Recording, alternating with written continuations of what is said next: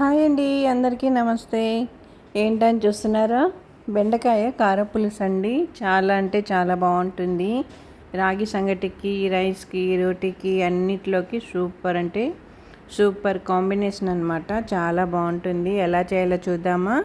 ముందుగా అయితే నేను 1 కిలో అయితే బెండకాయలు తీసుకున్నాను.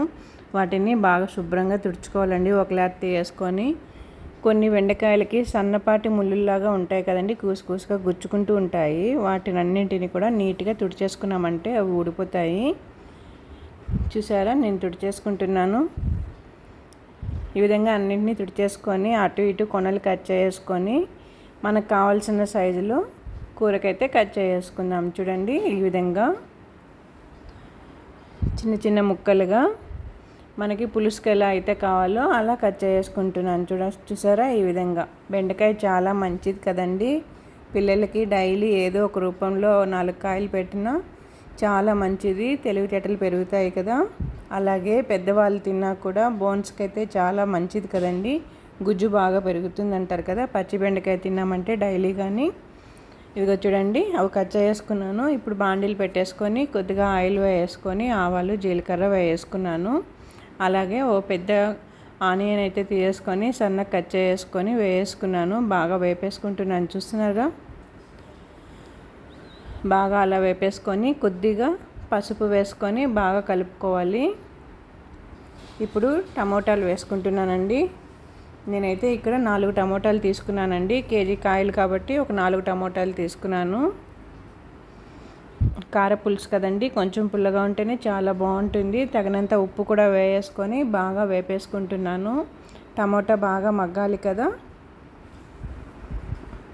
చూడండి, టమోటా మనం కలుపుతుంటేనే మగ్గుతుంది కదా. ఇప్పుడు కానీ ప్లేట్ పెట్టేసుకొని 1 నిమిషం పాటు అలా మూసేసుకున్నామంటే బాగా మెత్తగా అయిపోతుంది టమోటా కాస్త. ఇదిగో చూడండి, టమోటా మెత్తగా ఉడికిపోయింది. ఈ విధంగా వచ్చాక మనం కట్ చేసుకున్న బెండకాయ ముక్కల్ని ఇందులోకి వేసుకుందాం. ముక్కలన్నిటినీ కూడా ఇప్పుడు ఇందులోకి వేసుకొని బాగా కలుపుకుందాము.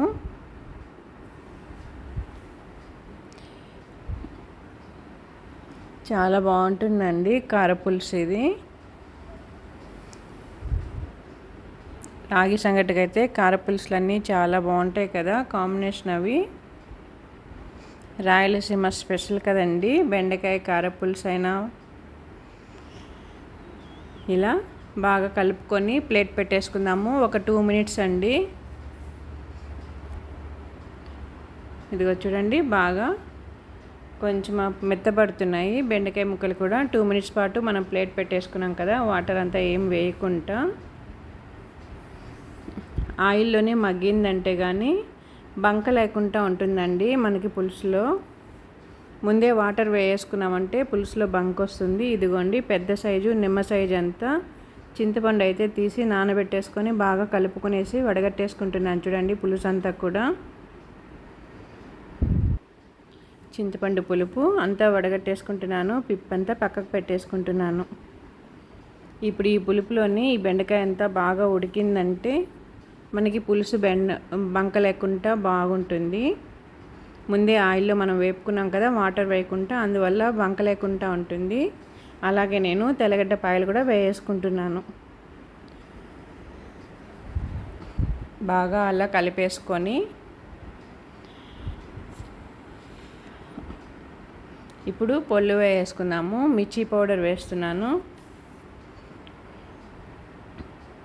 2 స్పూన్స్ అయితే మిర్చి పౌడర్ వేసుకుంటున్నాను. అలాగే 2 స్పూన్స్ ధనియా పౌడర్ కూడా వేసుకుంటున్నాను.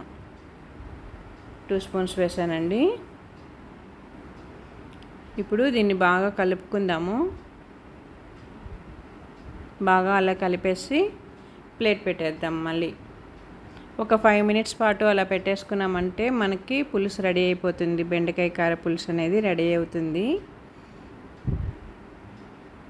ఈ పులుపులోనే బాగా ఉడికిందంటే చాలా టేస్టీగా ఉంటుందండి పులుసు. మనకి ఎముకల్లో గుజ్జు కూడా వస్తుందంటారు కదా.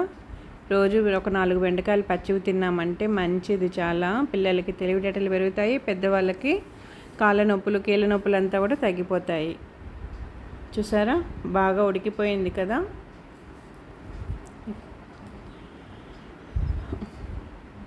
ఇప్పుడు ఇందులో కరివేపాకు, కొత్తిమీర వేసి బాగా కలిపేసుకుందాము.